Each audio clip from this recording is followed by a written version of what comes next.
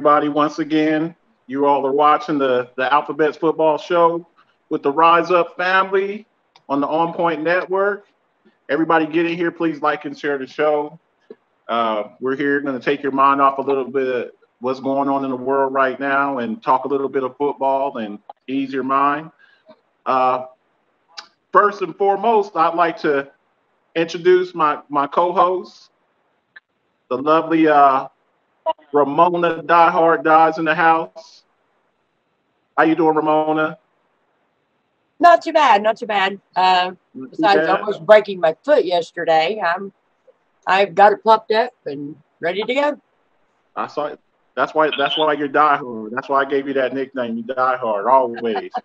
And tonight, I got a guest, very special guest, good friend of mine, a Texan living in Florida right now, and Miss Leslie Zambrano over in Florida. How you doing, Leslie? I'm doing good. How are you doing tonight? I have to admit, I wondered if he was going to chop your last name up.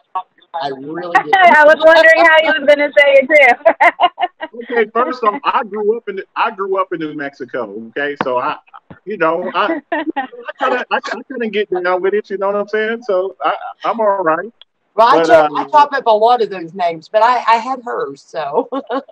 Yeah, without a doubt. So we're going to talk a little bit of football, but as usual, I start off with the news. Jared Muller, he should be here after a while, but we're gonna move on. First thing I wanted to talk about. There's a lot of stuff that's happened. We all know last week, a couple of weeks ago, the NFL took a stance on. They actually changed direction when it came to the anthem protests. Okay, look, this is not a political show. We want to talk politics. Make sure you all tune in with my boy D Stanfield, a professional, on Talk of the Town. But whenever sports kind of crosses with a little bit of politics, then we kind of jump in there. I don't want to spend too much time on it. Let me ask you guys something. Who do you think are the three most powerful owners are in the NFL? Just off the top of your head, if you know it. What owners do you see every time you hear about the NFL? Who give me a couple of names to just kind of come to your mind first and foremost. The Rooneys, Jerry Jones, the Fords with the Lions, Robert Kraft, yeah, Kraft with the Patriots. I mean, those are just kind of the names. I mean, you may know some. I mean, you Shad Khan from the Jags. I mean, you hear from Arthur Blank, but I mean, it's really 3 or 4 names that you hear out there that kind of are the leaders of the NFL. They kind of, when they talk, everybody listens. And I know for a fact, Jerry Jones and probably Robert Kraft, they're probably two of the biggest owners, Patriots, Cowboys. Not to diminish anything from the other owners, but I gotta say, with this whole thing, a lot of people have gotten on Jerry Jones, and he's, this is a guy who talks after every game. He has press conferences. He has a TV show, a radio show, and it just kind of bothers me that, you're being really nice. You're being really nice about Jerry Jones. I mean, my God, come in. He is the owner who is down on the field trying to help coach the team. He can't keep a coach because, he gets rid of the good ones because they disagree with him. That's why he had Jason Garrett as long as he did. He's loyal to his club. He's and I know Leslie. We've talked about it, and I know she doesn't have a whole lot of love for Jerry Jones. We've actually, he's kind of, he gets. Look, a lot of things in sports are changing, you see a lot of things that need to change in sports. We recently saw NASCAR banning the Confederate flag. A lot of, and to see Roger Goodell get up there and change course as far as the kneeling during the national anthem. Look, guys, in my opinion, it's just my opinion. I don't speak for the OnPoint Network. I don't expect everybody from the Rise Up family to agree with me. As a former soldier, it was never about the anthem. It was never about the flag. Colin Kaepernick actually talked to an Army Ranger, okay? And we have a lot of respect for Army Rangers. And originally he was sitting, and the Army Ranger told him, hey, I don't really think that that's a good idea. I think it would be more respectful if you kneel. If you kneel down, that would be better. We kneel, whatever your religious practices are, people, they kneel. When a man asks a woman for their hand in marriage, most times they kneel. Most times. Most times, when you pray, most people, they kneel. So it's kind of like showing respect, and that's what he started doing. And people still had an issue with it. And for Roger Goodell to change course on that, and I just really think that if Jerry Jones, I'd like to hear something from him. And I've seen a lot of the talk shows, the sports talk shows, and a lot of the times your silence speaks a lot too. And to me, a lot of the sports leagues are the good old boy clubs. You got a bunch of rich, white, older owners, and they run things a certain way. I think the only minority owner is Shad Khan, the owner of the Jacksonville Jaguars. I think he's Arab by way of like London. Yeah. And I think we need more inclusion. I would like to see more minority owners. But I mean, basically, a lot of these teams they're family businesses. The Fords, the Fords, the people who made cars, they own the Lions. They've owned it for generations. Kraft, Robert Kraft. Jerry Jones with I mean, these teams a lot of these teams go back to the 20s and 30s. The Hunts either. The Hunts, the Hunts, ketchup, tomato sauce, A1 sauce, Heinz 57 sauce. I mean, these people, this is like generational wealth. And they know that these sports teams are money makers. And it's a very exclusive clubs that go in. I would really like to hear from Jerry Jones. I don't know. I think his voice could be very helpful in this.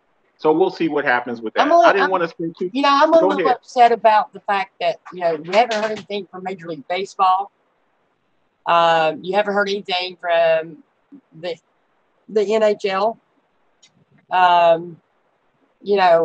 Tidbits, but nothing major, nothing outstanding. I give it to Roger Goodell for him coming out with his statement. I kind of felt like it was more forced than anything. I don't know that he was legitimately sincere. I think he felt like it was maybe something he had to do. I have always been and will always be a person who thinks that everyone should be created equal. And I understood why Kaepernick took the knee. At first, I thought it was in bad taste till I listened to him. And that's just it. Nobody wanted to listen to him. Once listening to him, I understood he wasn't taking a knee to disrespect our soldiers, our country, in a whole. He wanted to make his statement known. He wanted to speak out about the injustices that go on each and every day in our country. So at that point, then I understood. And then talking to a couple of military people who are in my family, who said, look, I fought for his right to take that knee. So. Leslie, thoughts on that? I think that he's set in his ways. I mean, he's an older white guy, as we know. So I think what he's probably doing what his mama said, and if you got nothing nice to say, don't say nothing at all. So, yeah, I think if he did say something, eventually, I think a lot of people would speak up and change, and all his followers will come along right behind him and say something. But he ain't going to say nothing because he probably doesn't believe it. He doesn't understand. And those older generations do not get it. They're all about that Confederate flags and all that history being erased that lasted a whole, 5 years and they lost. So I don't think they get it. So until you are associated with people that can really get it. It's kind of like what Drew Brees, like he didn't get it until his teammate took him to the side and explained it to him. And he's like, oh, I get it. Yeah. But until you have someone explain it to you. Yeah. So until you have someone take that time that you respect to understand it, are they really, it's going to get through. But he's an older man. He's white. He's set. He doesn't need to take, he's not going to get it. So, and you know, bringing up Drew Brees, the man has done a whole lot for New Orleans. Now, Nolans, they like to say that. Well, I think that's what, Ramona, I think that's what made people so, I think that's what made, that's what hurt people so much, is the fact that he has done, look, you got, if you're gonna criticize a man when he falls a little bit short, you also got to give him his props whenever he does. Since Sean Payton and Drew Brees, they rebuilt that city. They brought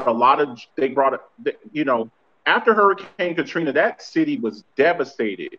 And a lot of the excitement that they brought to it, look, I remember New Orleans fans back in the day with, they used to call them the Aints, and they used to wear brown paper bags over their head.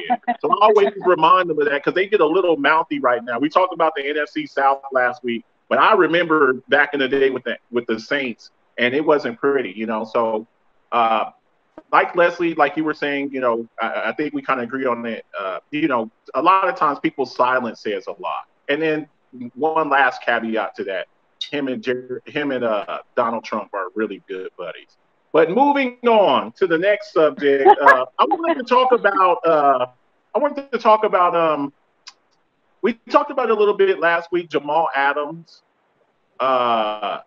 Look, him. There's been so much talk about him. There's been so much talk about Jamal Adams. A lot of places that he wants to go.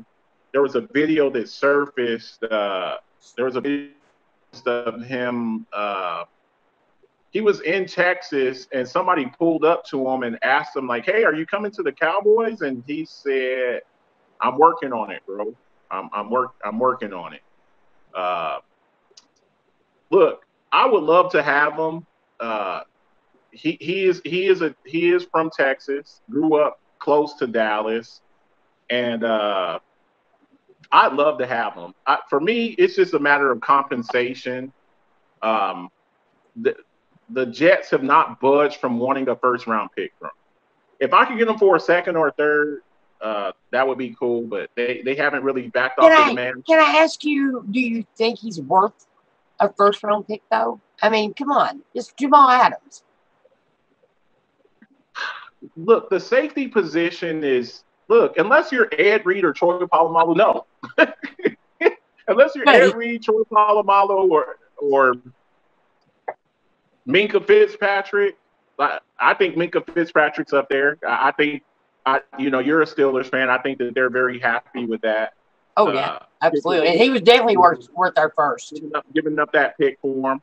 But, I just hate on draft night. The first round is the first round is it's a whole night to itself. And when you don't have a first round pick, it sucks. It sucks. When you're sitting up there the first night of the draft and you're just sitting up there. Like, I watched the draft, like, I love watching the draft. And when you don't have a first round pick, it sucks. So this year we really didn't have a choice. Well, I think this year everybody watched the draft because they were bored. Okay, look, Leslie, you're a Texas fan. How did you feel when y'all gave up y'all's first round pick for Laramie Tunsil? How did you feel with that? I mean, how did you feel when you were sitting there at the night of the draft? And, you gave up a first round pick for Laramie Tunsil. Ramona, you gave up a first round pick for Minkah Fitzpatrick. I mean, well, let me explain something to you real quick, though. Jamal Adams has been in the league since 2017, right? Yes. All right. So he's been in here going on 3 years. This will be his fourth season, correct? Or is it third season? Third season. Yes. All right. you do realize that Troy Polamalu did not start out as the strong safety that he became. The first 2 years, there were Steeler fans saying, "What are we doing? Why is he still on the team?" They were throwing fits. I mean, because he was so anxious to be in every play that he was missing his assignments. He was missing assignments. So the first few years with Troy Polamalu were not golden, but they were patient with him, and he settled down. And once he settled down, to me, he's the best safety to ever play in the league, in my opinion. But that's just me. A lot of people say Ed Reed, and I get that. You know what? I respect Ed Reed. I respect a lot of the Baltimore Ravens players and players all over the NFL. But I still think Troy Polamalu and that hair flying behind him on fire was amazing. And I just don't think anybody ever beat him. But like I said, I think that once Jamal Adams gets on a team that he's happy with, that's when you see him settle down and become that number one safety. Well, not maybe of all time, but part of being happy a lot of times is being where you want to be, and that's it. Kind of sucks when you're stuck in a bad situation. You know, Minkah Fitzpatrick, he looked like a totally different player with the Steelers than he did with the Miami Dolphins. Let's just keep it up. But let's keep it a brick. But now let's also talk about the players, the differences in players on those defenses. They didn't have a T.J. Watt. They didn't have a Bud Dupree. They didn't have a Hargrave. They didn't have a young Ricky Bush on the team last year. Who absolutely was lights out. There's a huge difference in why I don't think it's necessarily he didn't like playing for the Dolphins. He just didn't have the ability, the crew around him that he has with Pittsburgh. Look, one thing that cures everything is winning. When you're getting your ass kicked every week, pardon my French, I try to keep this PG-13 on FCC Airways. When you're getting your ass kicked every week, and you go out there and you're the best player on the team, and you're getting your ass kicked every week, and you start off 0-7, and you train and all of that, and you start off 0-7, right? Everybody talks about Deshaun Watson. Leslie, you're a Texans fan. When you're used to throwing the ball to DeAndre Hopkins, and your dumbass coach goes and trades the best receiver, and we're gonna get to that. We're gonna get to that, and I really am looking forward to hearing your thoughts on that. When your coach wannabe GM general manager gives away players for jelly beans and for jelly beans and the black jelly beans. Yeah, black licorice jelly beans, the worst jelly beans. It's not fun. And you're like, I used to throw the ball to DeAndre Hopkins, and now I'm throwing the ball to Randall Cobb. And with that being said, we're going to go ahead and jump. And I want to start with the Houston Texans. I want to start with the Houston. Let's start with the Houston Texans. All right. So, did the Houston Texans did they have the worst draft? I'm like looking at like who these guys drafted. Who the Houston Texans drafted, and I'm just like, the only thing that I really saw on there they didn't have a first round pick. They gave up their first round pick for Laramie Tunsil.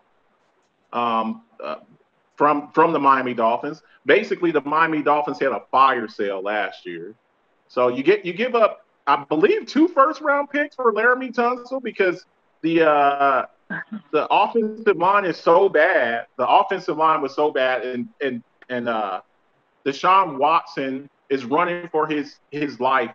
Leslie, you're a Texans enthusiast. What are your thoughts on Bill O'Brien? On who? Bill O'Brien, is that what you said? On your coach. Oh, you're going out there for a second. So the coach, I mean, I don't know what he was thinking trading Hopkins. I really don't know what he was thinking. I don't think he was thinking. But he's not, I mean, if he's just trying to do too much, and if he just concentrates on coaching, I think he'd do pretty decent, I think. But I don't know. I can't say he's a great coach because the calls that he makes, even if we start winning, I don't even get excited because I know it doesn't matter until we get to the third or fourth quarter because he kind of just gives up. So his plays are no good. I don't think he'll be there for much longer. At least I keep hoping that he won't be there much longer. That's my hope. Yeah. All right, I'm trying to get this slide up for you guys, but for some reason, it's not showing up the full slide. I don't know why. The first one? I was looking for the build. It's showing all of the slides. I was wondering. Look, I've been very vocal in what I think on Bill O'Brien. I think. Look, man, you gave away Jadeveon Clowney. You gave away. But he was always injured, though. The Clowney, he gave up. So he was always injured and didn't want to play. He just kind of just. So you're not mad. So you're not mad about the clown. You're not mad about the Clowney thing. I was mad for a little bit, because I was excited to have Watt on one side and then Clowney on the other side. But even when either one of them could stay healthy, they weren't doing anything together. I was just like, come on, somebody do something. But I was okay with Clowney leaving. I was okay with it. I mean, did I think we should have gotten something more for it? Yeah, but I was okay with him leaving. You're okay with that? Okay. Do you feel like maybe he was kind of like with the Steelers, and the AB thing? Do you think he was a distraction in the locker room? He could have been. I think that whenever you just don't give it your all, I think there is some kind of tension in the locker room, but I don't know. Look, when you drafted number one, and let's not forget, Jadeveon Clowney was drafted number one. All right. Yeah. Look, and then you have J.J. Watt on your team, and sometimes I think a lot of these coaches if I could have this guy's attitude with this guy's ability, I think Jadeveon Clowney is a naturally more gifted player. Is that fair to say? Possibly, yes. He's faster. Yes. I mean, look. J.J. Watt went number 12 or 13. Jadeveon Clowney went number one. There's a reason why a guy goes number one overall. And I mean, J.J. Watt. Let's not get it twisted. He was a first round pick. But when you go number one, people pick you number one because they're like, you are the best player in this draft. That's what they're saying. When they draft a guy number one, whatever position it is, quarterback. Okay, he's the best quarterback in this draft. Joe Burrows went number one in this draft. They didn't pick Tua out of Alabama. They didn't pick Jordan Love. They didn't pick any of these other guys. They said, Joe Burrows, you are the best quarterback in this draft. Jadeveon Clowney was the number one pick in the draft. So they saw this guy, and they're like, this guy, when you drop the guy number one, you're like, this guy's going to be potentially right. a future Hall of Fame player. And there's always been question marks as far as Jadeveon Clowney. There's always been everything, even when he was in South Carolina, there were questions about his work ethic. And I don't care how talented you are. Everybody's talented in the NFL. But your work ethic is just like anything else. You have people who are really smart, you have people that study for classes, and you have people that get straight A students and never study. So it's like it boils down to your I think your work ethic boils down to a lot. And I think Bill O'Brien saw that. And Leslie, you're saying 100%. Okay, I didn't have a problem with him. Now, did you have a problem with it? Now, I did watch him though. I mean, I sat there and watched him, and I saw Watt on one side, and I saw Clowney on the other side, and I just didn't see it there. That's what I'm saying. It's that work ethic. He could be, or he is talented, of course. I mean, look where he's at, but. Yeah. Now he's leaving the team that he's at now, and nobody wants to take him. And why? Same thing, work ethic. So There's my point. He's still a free agent, so that's saying something. That's saying something that nobody, he wanted $20 million a year, So okay, so you said you had no issue with them getting rid of Jadeveon Clowney. Now, how did you feel about old Billy O'Brien getting rid of DeAndre Hopkins? That's what I want to know. I was angry. I was actually, my phone dinged like 100 billion times. And I was going into a meeting, and I think it was meant to be because I think I would have exploded. I was literally walking into a conference room when my phone was going off that they had traded him. So I had to contain myself. But one of my colleagues said, "Did you see what your coach just did?" I go, "I don't want to talk about it. I got to be nice right now." So I was devastated. I could not believe that Hopkins was gone. I mean, I just got the jersey and I can't even wear it now. You got a Hopkins jersey? A Hopkins jersey, yeah. I've worn like maybe once. Yeah. So it was heartbreaking. I couldn't believe, and that the story had just came out. Like, it's very published about him and his mom, how he plays for his mom. He gives her the ball for every touchdown.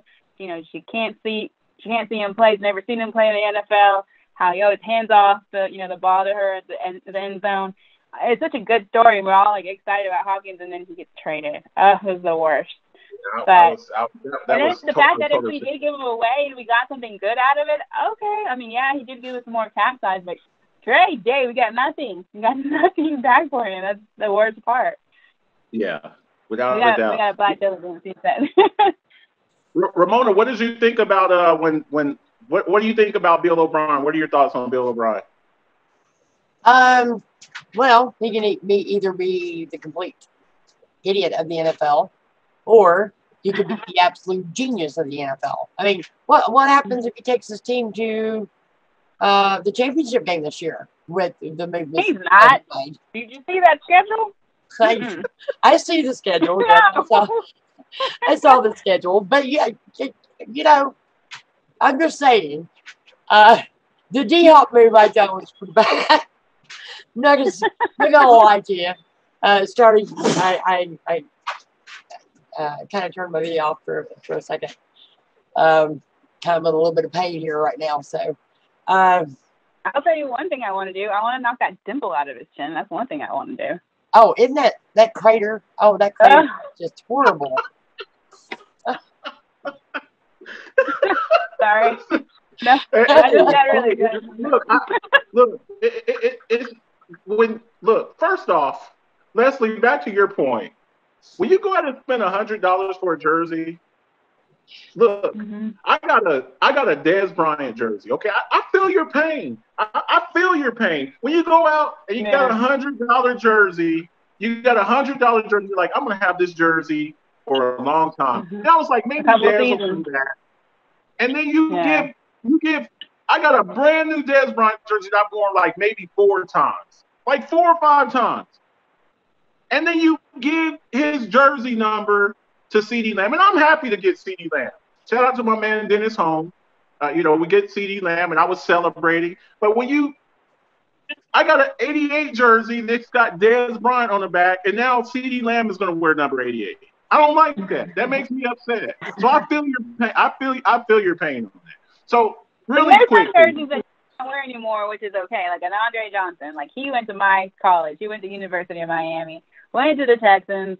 Then he left to the Titans. Okay, it's still okay. I mean, he's my favorite player, so I'm okay with still having that jersey.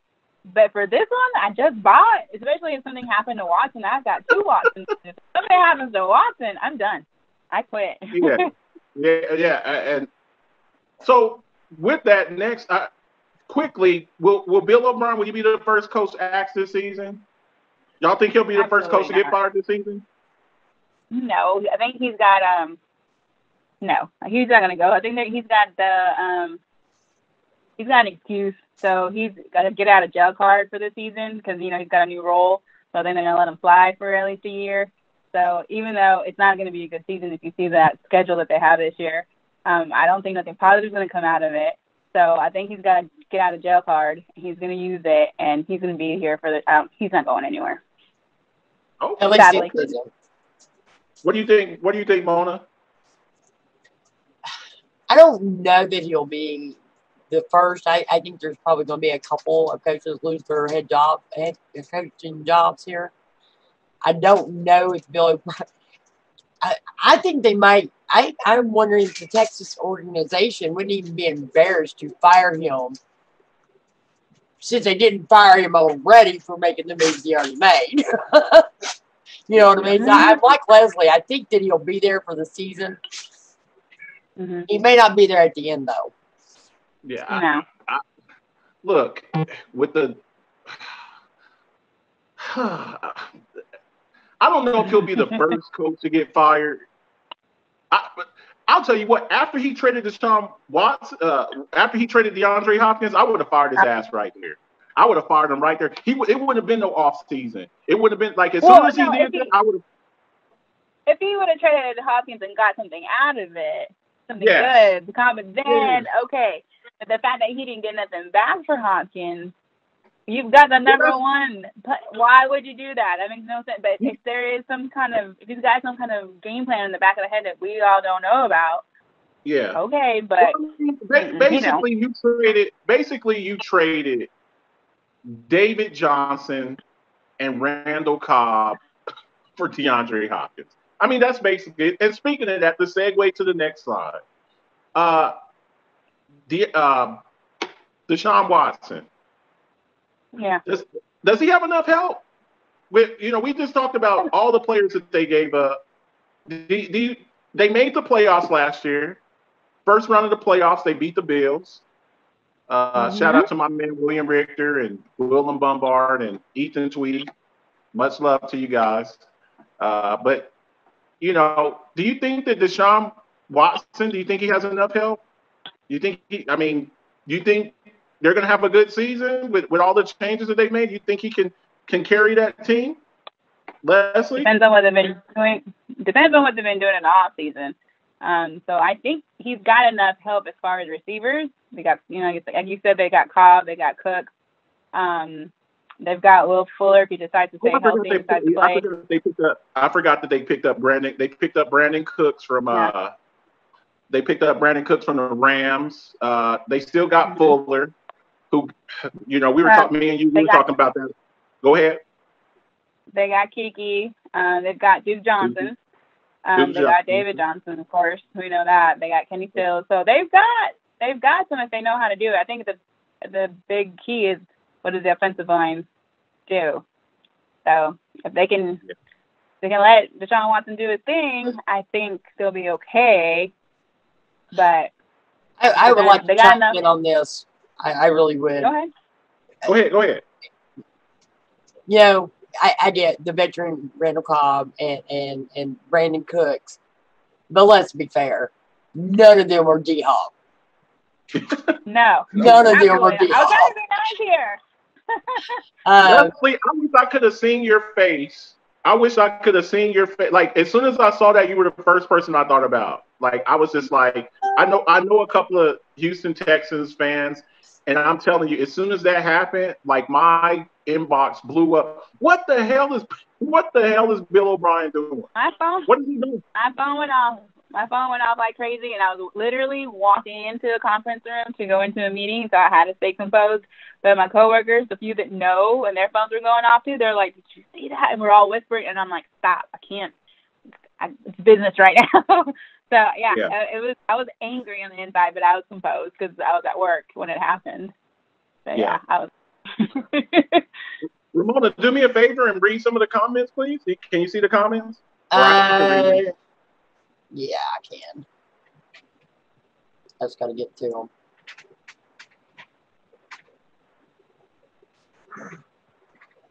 All right.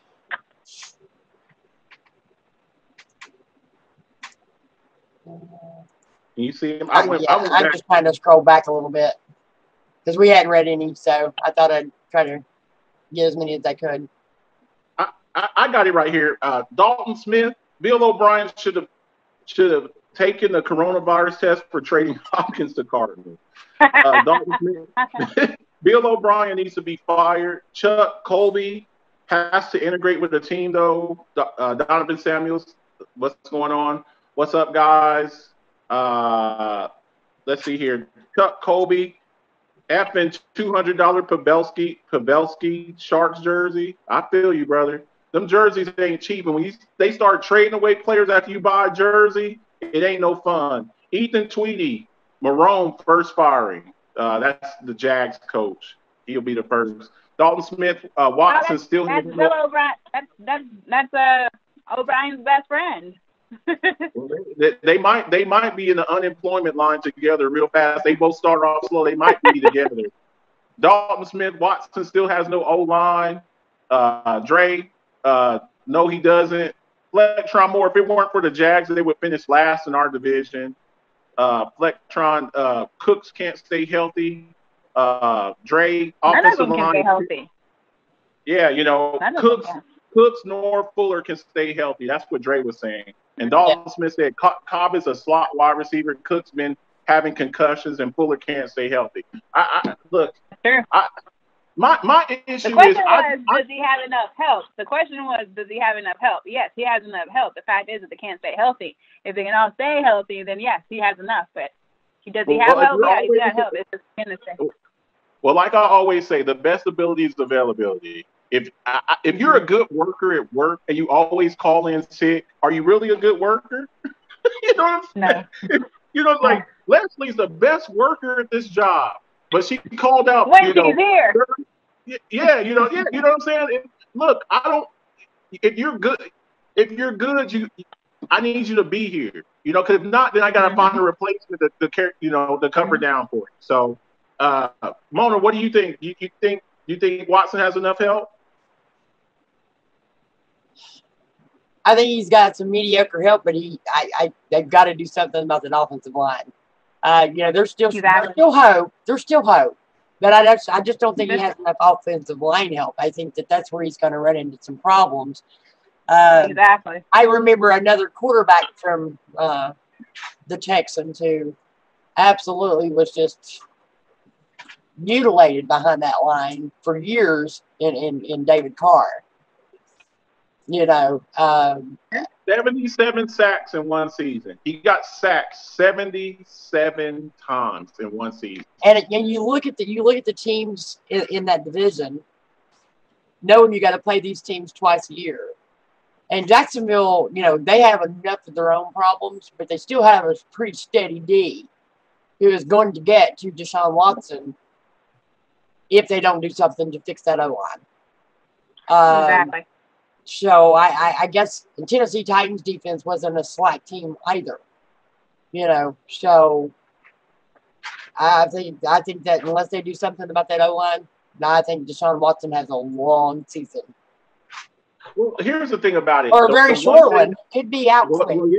Well, here's the thing about it. The one good thing for Hopkins, I keep for Watson, that's how much I think about DeAndre Hopkins and get mad. Leslie, I'm like keep rubbing it in.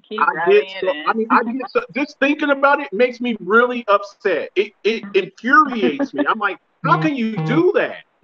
How can you just give this man away? But the one good thing for Watson is he's mobile. That's the only one good caveat to it. And people talk about, Ramona, I know you're not that big on me and you, we've had debates about mobile quarterback. Wait a minute. We haven't had debates about mobile quarterbacks because if you have watched any of Ben Roethlisberger over the years, he's always been a mobile quarterback. He is the kind of quarterback that, he doesn't get away with his legs. He gets away with his strength. He has a guy holding on to him on his left shoulder and he's throwing a touchdown pass down the field kind of guy. He's a big, strong quarterback who, can be very mobile. He doesn't really throw a whole lot in the pocket, although he does have a pretty decent offensive line that gives him protection. But our offensive line is getting dated. So at this point, it's time to start thinking about replacing some of these veteran offensive linemen. But that's what I see with Deshaun. Yes, he's very mobile. He's actually more mobile. I don't know if he's even as strong as what a Big Ben is, but he's probably faster out of the pocket. So that may be his saving grace this season. We'll just have to wait and see. Yeah. I mean, the way defenses are now, you better be able to move. You better be able to move. Just pure pocket passers nowadays. I mean, there's a couple, but these coaches nowadays, they're looking for guys who can get themselves out of danger. If it wasn't for his mobility, this guy, we just talked about David Carr. He would be over there with him with their offensive line. So he would have 2 broken ribs, not just one. Exactly. So, quick predictions on the Texans. Closing up on the Texans. Quick predictions on the Texans. Give me 6. How many games do they win out of 16? Playoffs? No playoffs? What record are we talking about here? I don't know. I think that the first 7 games are the toughest ones, so I don't even know if they're going to win the first 7. To be honest with you. Oh, wow. Okay. I think that 1 out of the first 7 for sure they should be able to win. Hopefully. I think that you got your Chiefs, you got the Ravens, the Steelers, the Vikings. I'm looking at those defenses that they're playing in these first 7 games. Chiefs defense, Ravens defense, the Steelers defense, the Vikings defense, Jags defense, and then you got the Titans defense. I think if they pull 1 out of those wins, it's going to be the Jacksonville Jags. Of course. Then they play the Cleveland Browns, and we know with Myles Garrett back, that defense is destructive. So, and then they play the Patriots, who should take it a little bit of a step back, but we're talking about Belichick. Sorry. My nickname was Belichick for him, but we're still talking about Bill Belichick, and I do not see him, actually falling off too far. What were they, 12-4 last year? Yeah. I still don't see they're going to fall off too far, depending on Stidham and what they actually do. Is that when Cam Newton actually finds a job? Who knows? Well, even whenever Tom Brady was out for I don't know how many suspended games, the Texans couldn't even beat the Patriots those 2 times. So no, I think you're right. I think they'll maybe beat the Jags are always they'll win or they'll not win. So I think usually they do beat the Jags both times that they play, but usually sometimes when they're at home they do lose to the Jags. Never really in Jacksonville, but in Houston for some reason. So they may win that game, but I don't know. That's the only Looking at the rest of y'all's schedule, you got the Lions, the Colts. Colts are going to be stronger depending on who's quarterbacking at that point. Then you got the Bears and their defense. That's kind of scary.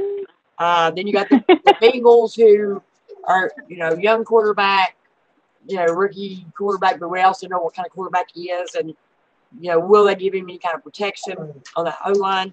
So I think that could possibly be a win. And then you got the Titans the second time. So. Okay. So you still didn't give me a record for the Texans, Mona. You turned your mic. Give me a record for the Texans. 5-11, 6-10 at best. 5-11? Really? Look at that schedule.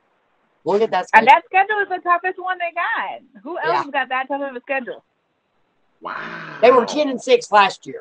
And you're rolling with that too, Leslie? You're rolling with that too? 5-11? Absolutely. I think they got the toughest schedule. Absolutely. Okay. You tell me your opinion. What you got? Look, I'm outnumbered. I'm outgunned tonight.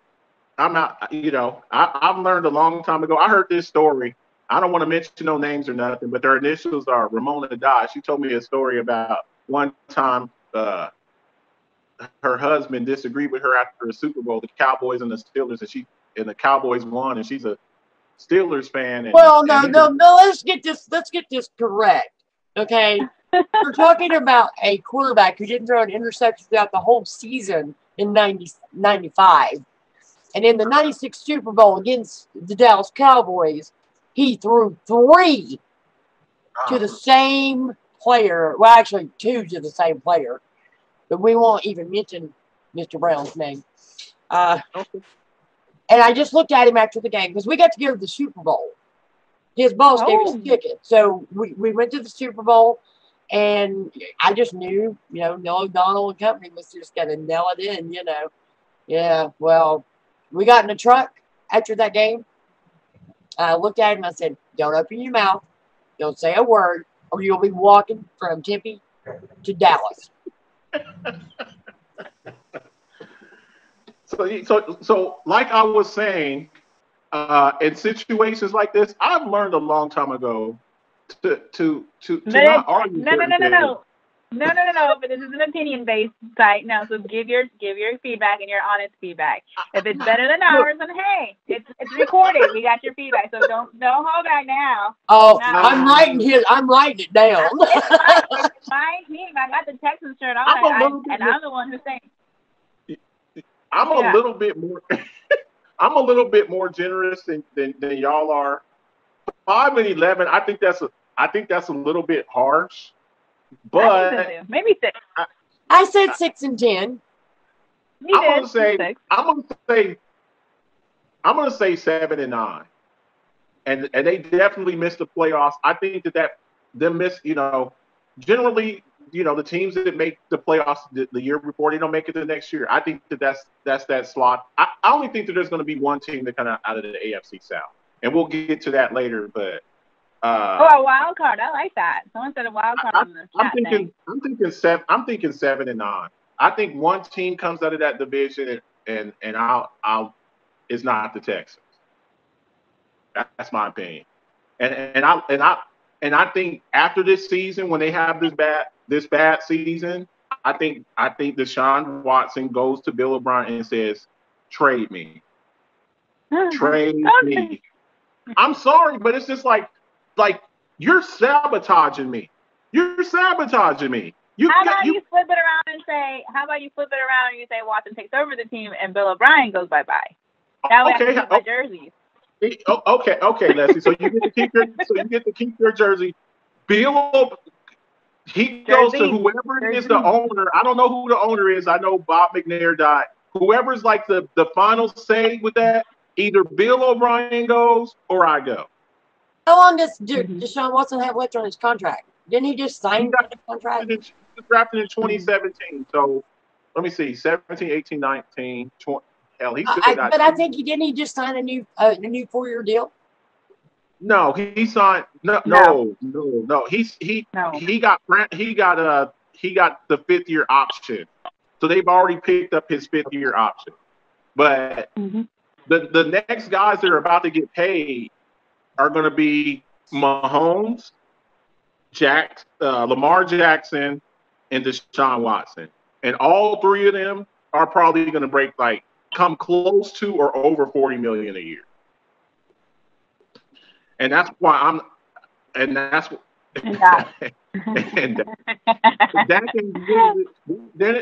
I ain't doing this with you tonight. I'm not. Dennis always got to add his little 2 cents in there. I'm not doing this with you tonight. And with you, Dennis, I'm tired of you not letting me have nothing tonight. So moving on to the next slide. Messing around with Dennis.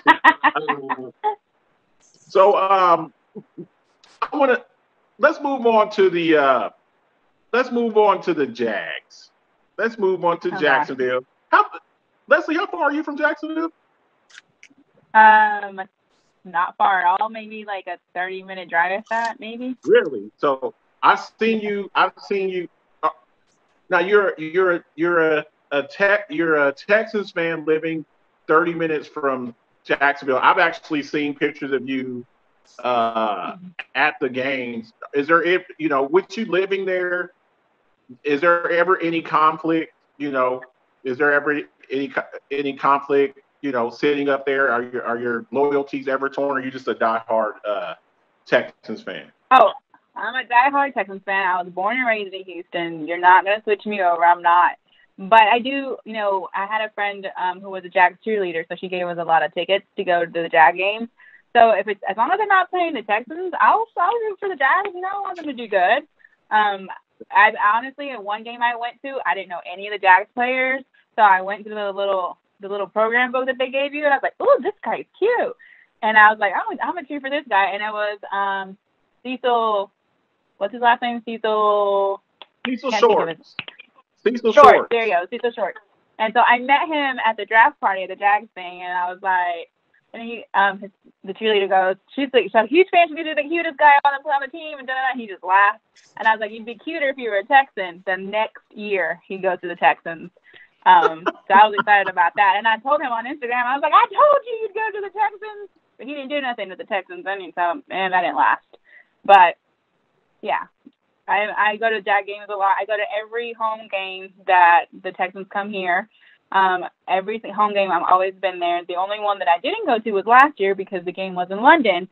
So I was in London. So that was the only game that I didn't go to any games last year in Jacksonville. I did go to the Texans versus Jags game in London, though. That was the best experience ever.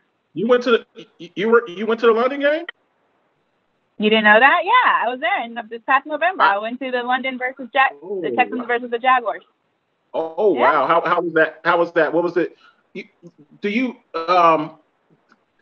we get into this all the time and talking to some Jacksonville fan. We actually have one here. Shout out to Ada Cruz. She's a Jags fan. She actually lives in Jacksonville. Do you think is it a possibility? We're getting a little bit off here. Do you think London will ever get a team? What was the atmosphere like over there when you were at that game? What was it like? It was so much fun. It was packed. It took forever to get to the stadium. It was packed. Everybody was wearing football jerseys. They weren't just wearing like Texans or Jags fan like jerseys. They were wearing jerseys from every team, new and old players. It was a packed stadium. It was a fun atmosphere. It was a lot of fun. I would do it again in a heartbeat. If the Texans played in London again, I would go heartbeat. It was the most fun. There was a Texans bar. They had a Jags bar as well, where all the fans got together. It was a blast. I had an absolute blast. I would do it again. It was a fun atmosphere. The environment, as far as compared, is it comparable to a game in the States, or was it a different vibe? Like what do you think? Well, I think it was a different vibe just because I was there with my friends from Houston, So It was a different vibe. It was fun. It was something new, somewhere we haven't been. But yeah, I think the atmosphere was completely different. Just trying to get into the stadium, all that was packed. There was vendors everywhere. There was like activities to do. There was all these NFL stuff. So the vibe is completely different. It felt more kind of like, how the Super Bowl, they have all that stuff outside before you enter the actual stadium. That's kind of what it felt like. Like it was a big game, obviously, to them. Okay. But yeah, it was atmosphere. I'm kind of curious. And I see the picture, that we're sharing. Is Gardner Minshew the future for the Jags? And I think he is. Actually, I think they're going to stick with him for a while. Okay.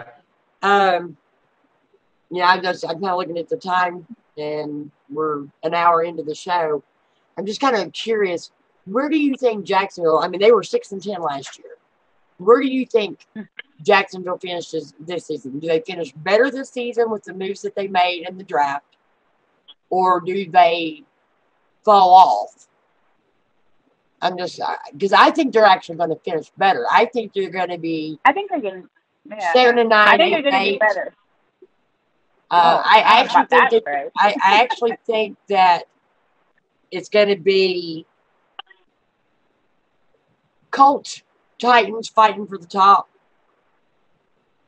Jags, and then I think that with Bill O'Brien and the crazy moves he made, even though he may have been a genius, like I said, and you never know. Yeah, you never know. Like, as a Texans fan, you can always hope that's the case. But I think the Texans come in last in that division. I think Jacksonville made some really good moves, and I think that it may not transport from the draft they made to the field this season right away, but I still think they do better. I think they were 6-10. I think they go 8-8. I think they can actually have a 500 season this year. But I'm going to say 7-9. 7. I still think Jacksonville. I still think Jacksonville's the worst team in the division, and for one simple reason, I think that they have the worst coach in the division. I think that coaching matters, and I think Doug Marrone. You know, we had a slide earlier talking about Bill O'Brien, who would be the first coach to get the axe, and I think it's going to be Doug Marrone. I think Doug Marrone is on a very short leash. If they come out 0-5, you know. Well, look at the teams that they play. They start off with the Colts, then the Titans, then they play the Dolphins. We don't know what Dolphins are actually going to have. I think they'll be better than the 5-11 they were last year. But then they play the Bengals, and I think that that defense takes advantage of a rookie quarterback. Then they play the Texans. Hang on, real quick, Ramona. Okay. Out of those games that you just mentioned, what game are those games or those teams that you just mentioned? Where would the Jags be favored in any of those games? I don't think that they're automatically better than the Dolphins. I've been on record, and I will, you know, I'm going to ride it till the wheels fall off. I think the Dolphins are better this year. I think that they're better. I think Brian Flores is a better coach than Doug Marrone. But at this point, you also have to look at talent on that team. Who's going to quarterback for the Dolphins this year? Do you think Tua's going to step in? Because I don't think he'll be playing this year.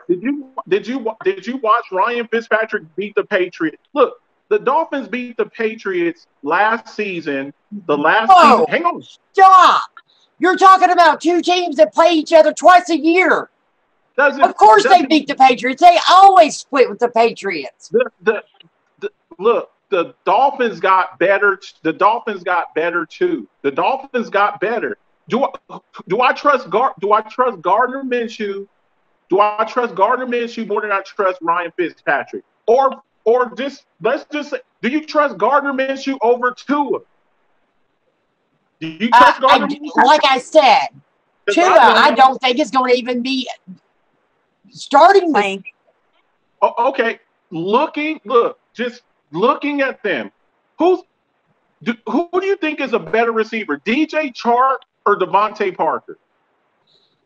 I get what you're saying, Marcus. I get what you're saying. But I'm also looking at some of the veteran players that the Jacksonville Jags do have. And I think the Jacksonville Jags defense is pretty damn good. I still think Minshew and Fournette make a hellacious offense. I do. Who has a hellacious offense? I said Minshew and Fournette make a formidable offense to play against. Is Miami Dolphins going to be able to stop their offense? We know Jacksonville's defense can stop their offense and Fitzpatrick. They can get after the quarterback. Jacksonville's always had a fairly decent defense. They're a lot like the Pittsburgh Steelers when it comes to defense. Why isn't Blake Bortles on that team anymore? Because they had a really good defense and a crappy. It was horrible. Come on. Where is Blake Bortles starting at right now? He's not starting anywhere. Thank you. He's back up for the Rams. Okay, but look, I'm just saying it's not. The Dolphins isn't just. All I'm saying is the Dolphins isn't just like a guaranteed win against Jacksonville. It's guaranteed. Never said it was guaranteed. I didn't. I was sitting here naming off the teams that they play, and I think 1, 2, 3, 4 losses. And the reason why I've got 4 is because I for some reason I have this feeling about the Detroit Lions this year. I think that the Detroit Lions, I don't know if they're playing in Detroit or if they're playing in Jacksonville. If they're in Detroit playing against the Lions, I think that they could win that game. I think the Lions could win that game. But then again, that Jacksonville defense is formidable at home. That's the reason I don't know about that game. But so far, I've got them losing the first 3 games. Winning the Bengals game, winning the Texans game, because I think them and the Texans are going to split. Okay. I just don't know if one of them's home and one of them's. I don't know if they're playing the Texans at home that first time that they play, or if they're in Houston playing. So I don't know. They always play in Houston first. All right, so that may be another loss. I'll chalk that up as possibly another loss because I think they'll split the season. But like I said, I still think that the moves that Jacksonville made in the offseason and with the draft, I think they've gotten better. So I just think that you're not giving them. They went 6-10 with what they had last year. They really didn't lose anything this season. Now look, I will give Jacksonville this. Look, balls and strikes, I give credit where credit due. They had an awesome draft. Yes. Outstanding draft. I would give Jacksonville I'd give them an A. Picking up CJ Henderson out of Florida. Yes. I wanted CJ Henderson. I was surprised when now looking back on it, hindsight's always 2020. Getting CD Lamb at 17, I'm not going to complain. Oh my God! Had to bring them Cowboys and CD Lamb up. I thought CJ Henderson would be, in the middle of the first round, and I think they took him at like 9. He was on my wish list. He was one of my pet cats. So I think Jacksonville had one of the better drafts in the NFL. Yeah, I thought Jacksonville had one of the best drafts in one of the best drafts. So really quick, we're a little bit behind. Leslie, quick record for the Jacksonville. What? Give me a number. I'll be nice and give them 7 wins. I'll be nice. Maybe. I don't know. It just depends on how this Minshew mustache-looking quarterback does. I mean, I don't know. The poor mustache. The poor mustache. Let's just be honest. Come on. I think he fits the Jacksonville, he fits the character here. So I think he's a good fit. Yeah. I think they kind of embraced him. They really have. Totally embraced him. Yeah, I think so. Give me a number, Ramona. Oh, I didn't say it. I think they went 6-10. I think they can go 8-8. 7-9 at the lowest. But I'm giving them 8-8. Oh, I'm going 7-9, 8-8 myself. For me, they just have too many question marks. I don't know about Minshew. He showed flashes last year. Is Fournette still going to be on the team? Is Ndakwe still going to be on the team? I mean, they lost a lot of good. You lost What was your numbers? Huh? What was your numbers? 7-9, 8-8. I'm with y'all on that. I'll roll with y'all. I'll roll with y'all on that. 7-9, 8-8. I'll give it. I don't know if Fournette's going to still be there. I don't know if Ndakwe wants out. And a lot of these, you lost Calais Campbell, you lost A.J. Bouye, you lost Jalen Ramsey. It's like, and look, they drafted some good players. Now, I don't believe that Jacksonville is going to be down for very long.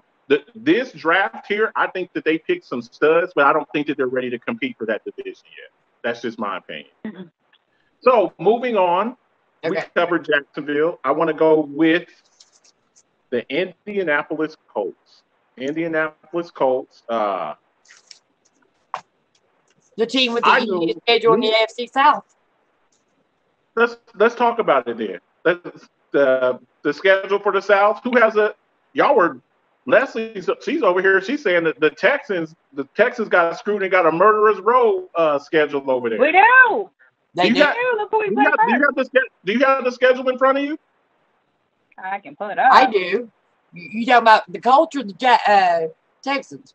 Well, we're talking about who has the hardest schedule in the AFC South. That is the Titans and Texans both. Their schedules are pretty rough.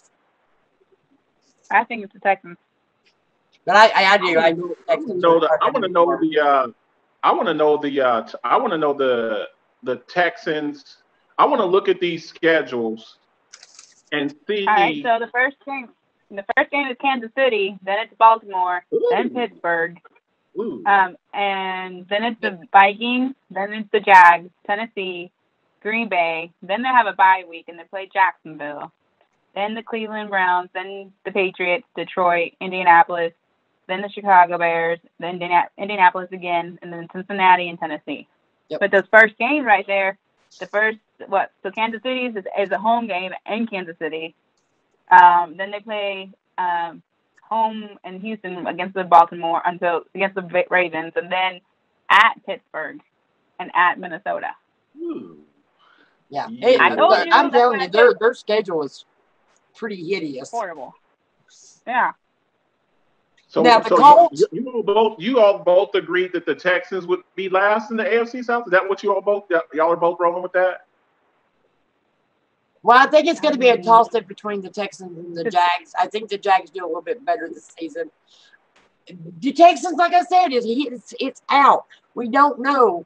Bill O'Brien, is he a friggin' nutcase with the coronavirus? Or is he an absolute genius? Maybe he got rid of some of the troublemakers in his locker room. I've seen that happen because it happened to my Steelers. What's that? Addition by subtraction? Yes. Well, Le'Veon Bell, Antonio Brown. What did we do with those guys on the team when they were when they were actually showing up? When you had AB, did we make it any further than 1 point? Did we make it to the playoff in 2018? No. No. I mean, sometimes that schedule, it's the schedule sometimes is your worst enemy when it comes to playing. I think the Colts have got the easiest schedule.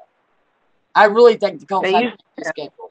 If Phillip Rivers, I guess since we got the slot up here, we'll roll with that one there. Look, last year Phillip Rivers, let's keep it above, man. He was terrible last year. He looked bad. But you had a lot of injuries on his offense. Then you had players missing out. You had. Look, I don't agree with that. Look, you got Keenan Allen, you got Hunter Henry, you got Mike Williams out of Clemson.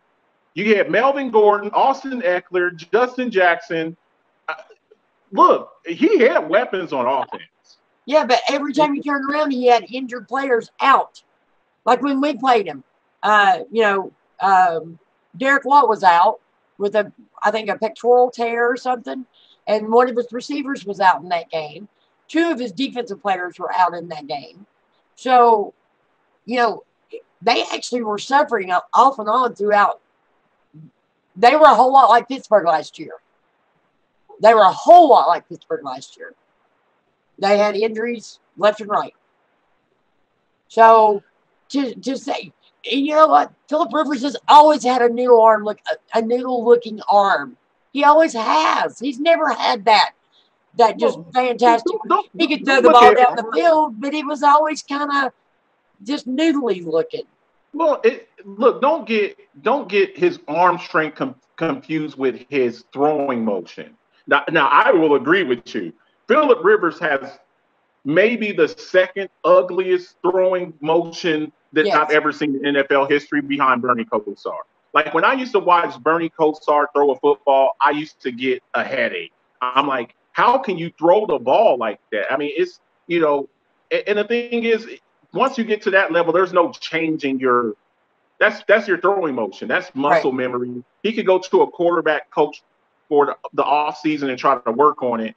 And as soon as he gets in the game and J.J. Watt is rushing him, putting pressure on, he's going to go back to that ugly ass throwing motion. Last year, though, I'm just kind of curious. I don't think he's been injured that often in his career. No, sometimes you get guys that just.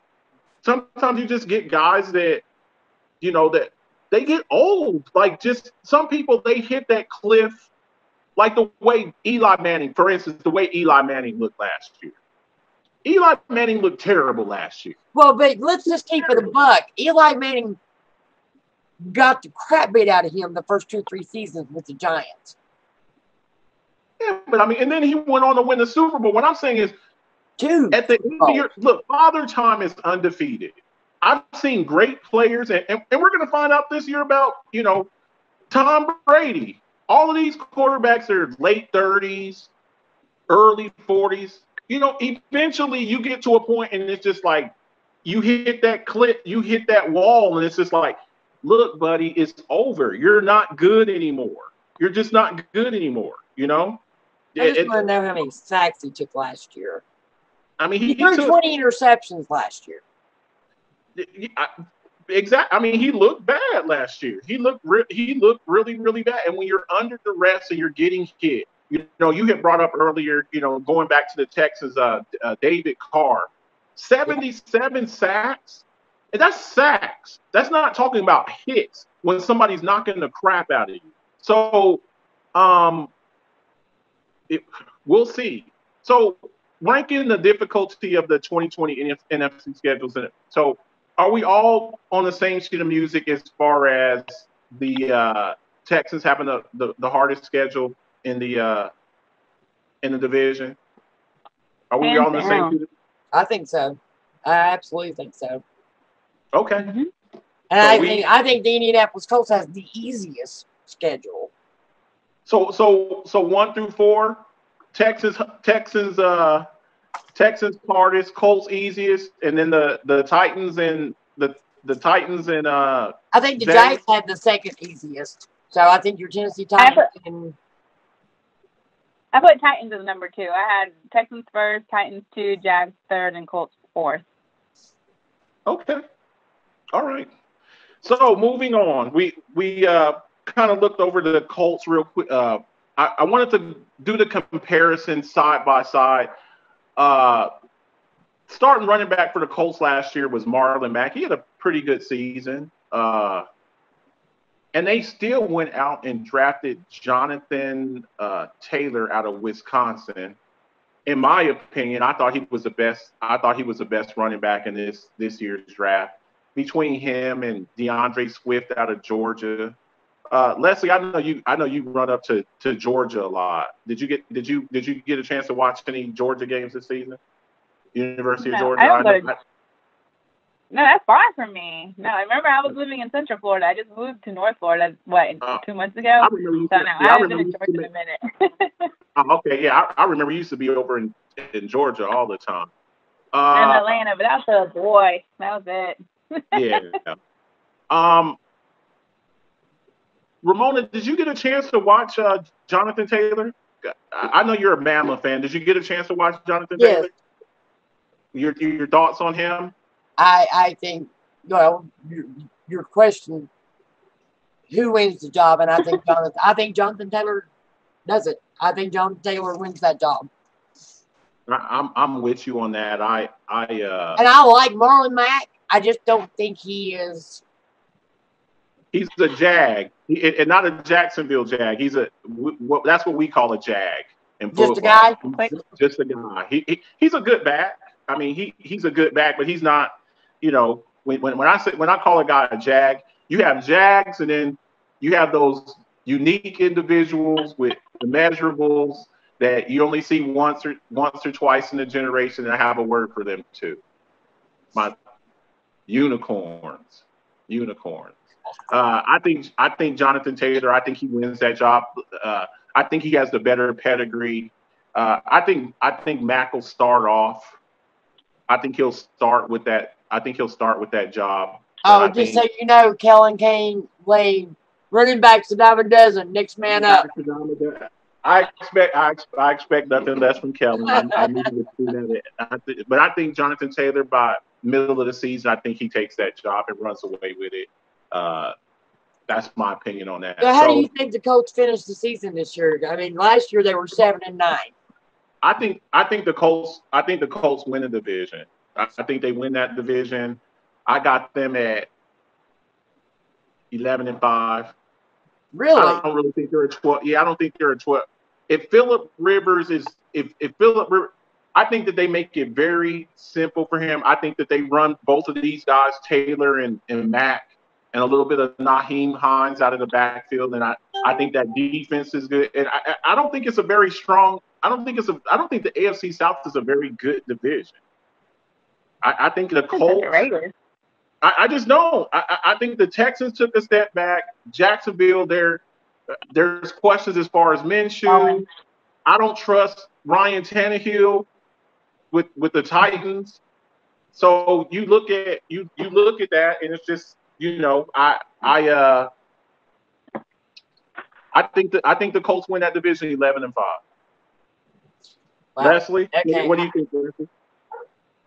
I don't know. I just looked at their schedule and I thought it was pretty easy, but I don't really know how many games. I don't know the Colts like that. Well, I mean, somebody's got to win the division. Y'all already said that. Y'all already going to go around 9. Y'all both buried the Texans, so somebody got to win the division. Who wins that division then? I think the Tennessee Titans do. I would go for Tennessee.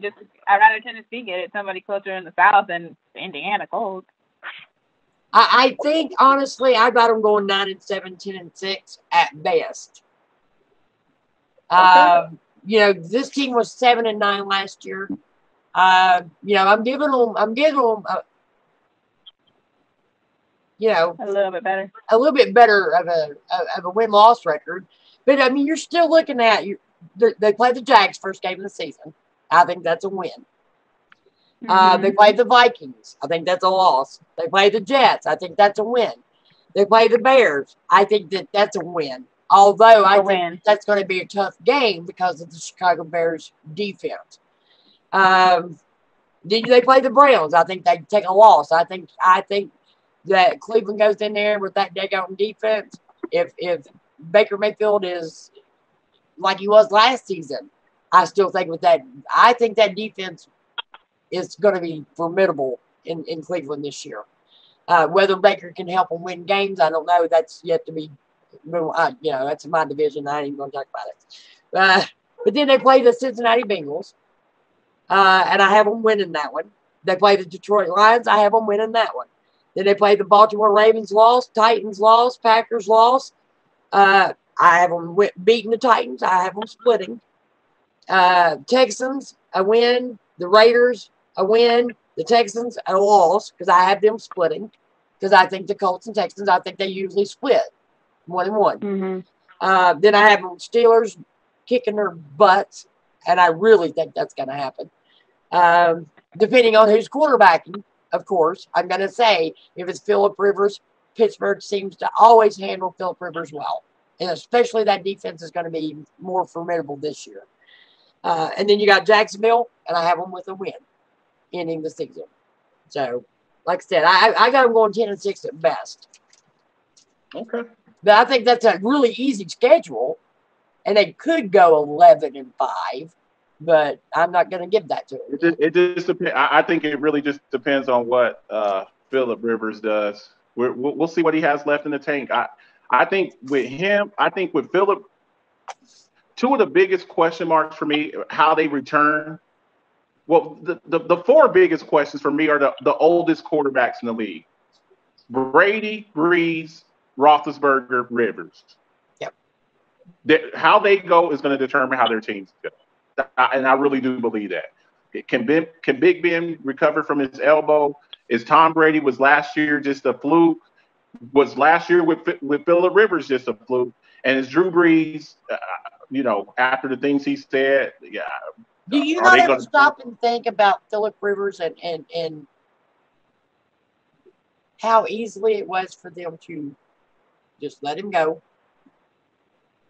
And I can't help but wonder if there was some discord in the locker room with the higher-ups with Phillip Rivers.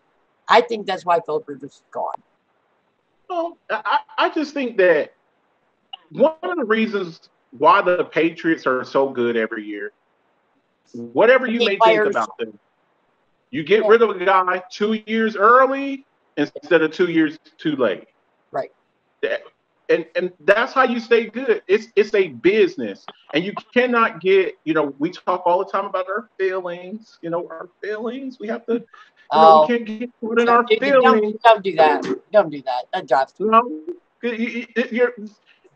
You have to understand this is a business, and look, even some of the best players, Joe Montana got released by the 49ers, okay? I don't care how great you are, either you retire first or you hit the wall and fall off a cliff and they get rid of your ass. That's how it works. So no matter how great, 15, 20 years from now, Patrick Mahomes, the Chiefs are going to cut his ass or he's going to retire. That's what happens. It's far off into the sunset, but that's the reality of professional sports. No matter what you do for the team, eventually they're gonna cut you. Or you're gonna retire first. So moving on to the last team in the division, the Titans. We covered the other teams.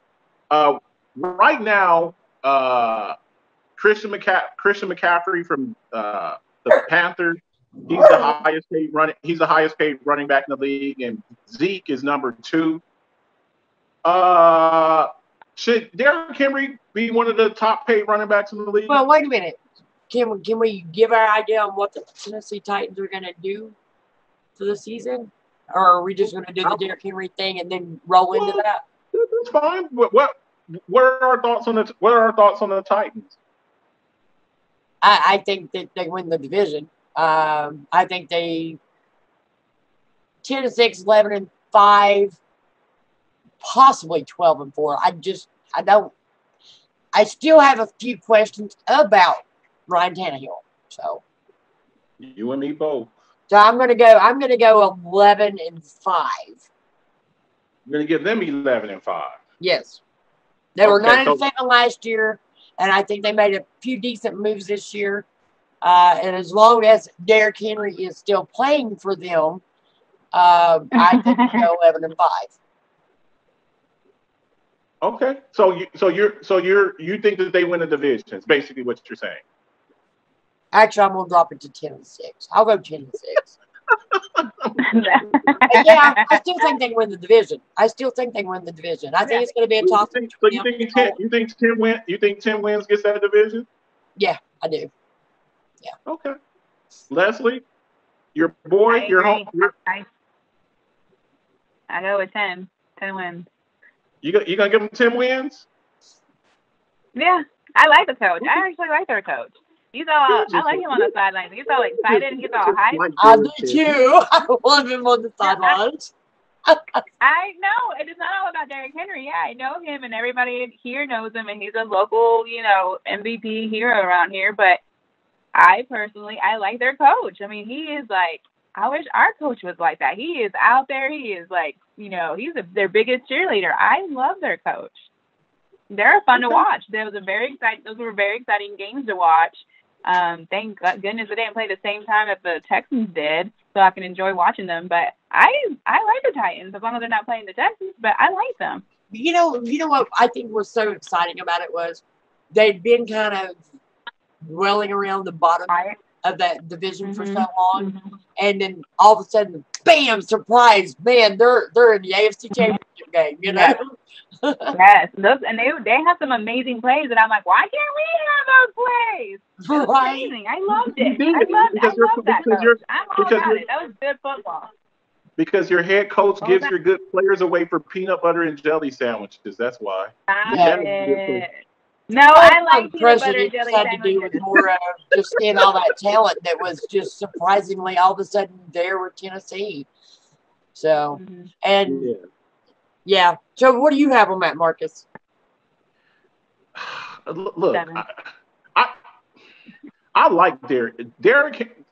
Derrick Henry is not the only player on the Titans. You can't base the whole Titans schedule on Derrick Henry. I mean, well, you can sort of, but you get them to the AFC Championship game. In my opinion, look, Derrick Henry every season he is the MVP for that team. Without Derrick Henry, the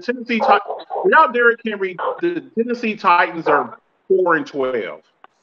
That's how big of a cog he is in that machine, and they're going to have to pay him. They're going to have to pay him because this guy, we had to slide up about should Derrick Henry? Yes. Absolutely. You better go and figure it out. You better cut somebody or something. You better find some money for this guy because without that guy, that monster. And let me tell you something. Every time I think about Derrick Henry, I think about one play. And shout out to my man Dennis Holm and the Torch Robinson, watching Derrick Henry push Earl Thomas down the field and spin him all the way around. When you see this guy 6'4", 250, 260 pounds, and he's not slow, running down the field, and you're a 5'9", 180-pound defensive back, and you see this locomotive, this locomotive running down the field, you see him take people's manhood. I did not. I did not sign up for this. I didn't sign up for this. Yeah. I did not sign up for this. You're not giving any credit to anybody else on this team. I mean, that's all exactly. I talk about is Derrick Henry. What about A.J. Brown? Exactly. I like A.J. Brown. I like Jonnu Smith. But once again, you're a Steelers fan. Yeah. And when Jerome Bettis was running down the field and you see, look, when you get nicknames – look, you don't give yourself nicknames. When people give you a nickname like the Bus, not a Volkswagen, a bus, not a Fiat or a Chevy Bolt, a bus, and you're running down the field and guys are like, I don't want to tackle this guy. This guy gets the ball 30 times in a game and he's running at you and you're a defensive back. And your coach is like, do they call it a bus though? I thought it was a bulldozer. No, it was the bus. Jerome Bettis. I'm talking about Jerome Bettis. Oh, you about Bettis. Okay. That's your back on Henry. And I'm like, what? If Derrick Henry does, I don't know if Derrick Henry has a nickname. He needs one. He does. The bulldozer. It's the bulldozer. Yeah. Yeah. Okay. Well, let's call him the bulldozer then. When you see a guy like that running, I don't know if he's. I don't know if he's Zeke or CMC. I don't think he catches the ball as good as Zeke or. Well, I feel them 10-6. Leslie has 10-6. Where do you have them going? I'll give them 10-6 also. Oh, wow, really? We're gonna make him go first next time. Well, 10-6 gives them the division. Well, I just don't. I don't trust Ryan Tannehill. I think he had a good season last year, and I don't think he does that again. Just look, the game plan's really simple. Hand the ball to Derrick Henry a lot. Give him the ball a lot, and you'll be just fine. So we got a little bit of time left. I want to get through these last couple of slides real quick. We're going to go through these real quick. Top 10 quarterbacks in the league. Top 10 quarterbacks going into the league next year. Ready, set, go. Mona?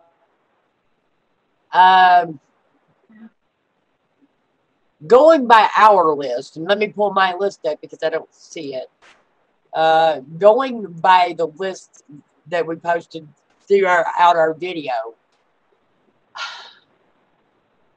I have a little bit of a problem with it, I think, because I just don't see... I don't see Aaron Rodgers on here anywhere. Exactly. Aaron Rodgers is missing. Patrick Mahomes, I can agree with. Lamar Jackson, Russell Wilson, Drew Brees even. I think they've got Dak Prescott up there. Matthew Stafford. I'm sorry. And a lot of people are like saying the same thing about Ben Roethlisberger being on that top 10 quarterback list. I think we got to wait and see what happens with Ben Roethlisberger. If he's 75%, yes, I think he belongs on that list. But thinking that we had a 4th-string quarterback take us and help, well, third and fourth string quarterbacks help us go 8-8 last season. But like I said, he's still questionable. He shouldn't even be on this list, in my opinion. Not for this season. Okay. Aaron Rodgers absolutely belongs on there. To me, the guy who took his team 12-4 last year. Weren't they 12-4? Yes. All right. So you have a 12-4 team, and you ain't got his name on the top 10 quarterbacks list. What is the problem here? Where's the Aaron Rodgers hate coming from? Mm-hmm. I agree with you. So I think it's bogus. I think this list is nuts. I'm totally with you. Any discrepancies with this list, Leslie? In your opinion? I agree that you see? The only thing I said was to replace Matthew Stafford with Aaron Rodgers. Not complete without Rodgers. Aaron Rodgers. I got Mahomes, Wilson, Lamar Jackson, Breeze, Watson, Brady, Big Ben, Dak Prescott, and I got a surprise for y'all. And this list is for quarterbacks for 2020. I got Kyler Murray. Kyler Murray, Arizona Cardinals. Yes, I think he belongs on that list. I got Kyler Murray, and I'm with the ladies on this. How can you not? Aaron Rodgers isn't a top 10 quarterback. Yeah, you lost me. Right I think there. he's like fifth, fourth or fifth, possibly even sixth on that list is where he should be. Yeah. I think you got something there, Marcus. I think he will. He should be in the top 20. I'm gonna tell you why. Because I have this little theory that every time the Texans get rid of a good player, that player ends up going to the Super Bowl. So I think with Hopkins going to the Cardinals, and you just put that guy there, I don't know.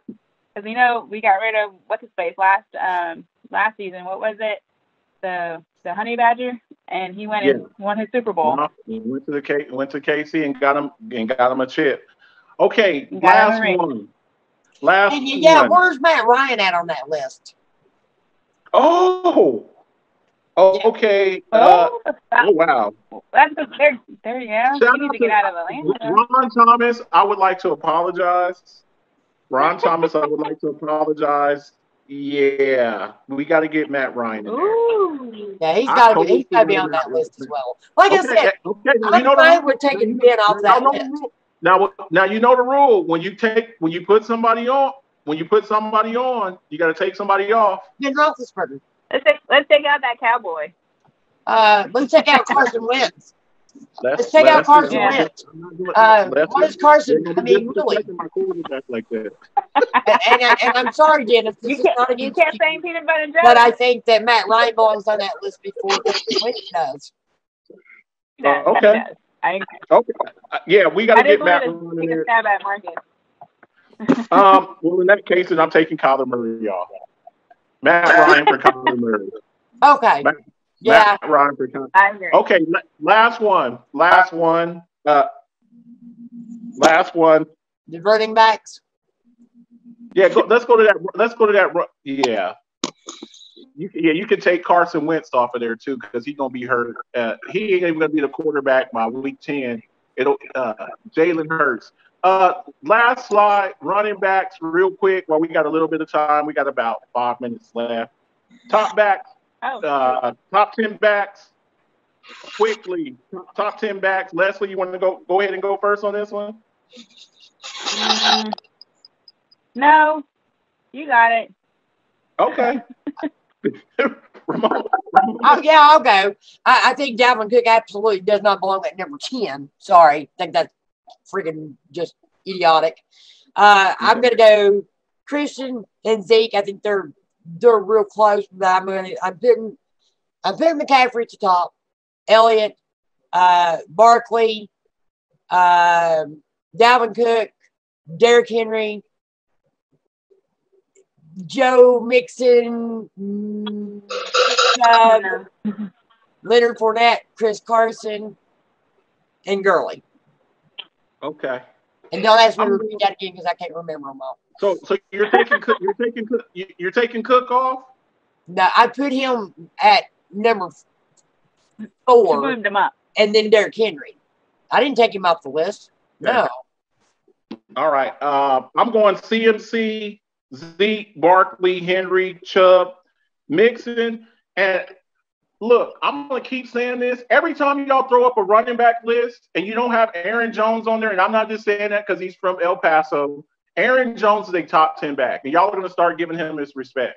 You're going to start giving him his respect. There's no way that Chris Carson's better than Aaron Jones. I got Aaron Jones, Gurley, Cook, and I got at 10, I got Melvin Gordon. I'll put Melvin Gordon as a top 10 back, not as a top 5. So you took Dalvin Cook out? I think Melvin Gordon is a better back. He's more productive than look, me and shout out to my man D Stanfield, the professional. I look, durability to me is a big thing. And if you are always hurt, and I will say this again, Arian Foster, running backs like that, you're always hurt. You're not going to be on my list anywhere. If you're always hurt, I don't care how good you are, and you're in the trainer's room. And that's right. That's why Alvin Kamara is not on that list. Exactly. He's always hurt. So, but when is Dalvin Cook always hurt? Why is he always hurt? No. He's always Ramona. He's got 2,100 yards in 3 years. In 3 seasons, 2,100 yards. 3 into 21, that's 700 yards. That's 700 yards. All right, so we can take into account a player when he's playing for somebody that you actually like, but you don't take into account who he's playing for. Fire. He's got a decent quarterback. He's got a decent offensive line. He had 2 wide receivers. You can't stack the box against Dalvin Cook when you got Adam Thielen and at the time Stephon Diggs and you got Kyle Rudolph. It's not like he doesn't have offensive weapons. You know, he's just injury prone. Now, is he a good player? Is he a hell of a player? Yes, but he's always hurt. And if you're always hurt, you ain't going to be not on my list. You might be on somebody else's list. You ain't going to be on Marcus's list. So with that, thank you everybody for tuning in to the Alphabets Football Talk Show. Thank you for everybody in the Rise Up family. Thank you to the 2 lovely ladies who joined me tonight. Leslie, I appreciate you. My co-host, Miss Diehard Dot. Leslie, you're always welcome to come back. We really enjoyed you. Thank you. Any last words, Leslie? Go Texans. I have with that long sigh. With that long sigh. Right. I have one. Go ahead. Best fullback to ever play the game. Ever. Give it to Rocky Bleier. Rocky Bleier. Ramona Daw has fulfilled her contractual obligations with the Alphabet Football Club. I appreciate you. Everybody out there, I just want to say thank you. Once again, Ronald Enix, we're thinking about you. If you need anything, your family's here. Rise Up family's here for you. Thank you for everybody who's tuned in. I'm running a little bit behind. I appreciate everybody out there who supports me. Thank you to the whole Rise Up family, the OnPoint network. We can't do this without you.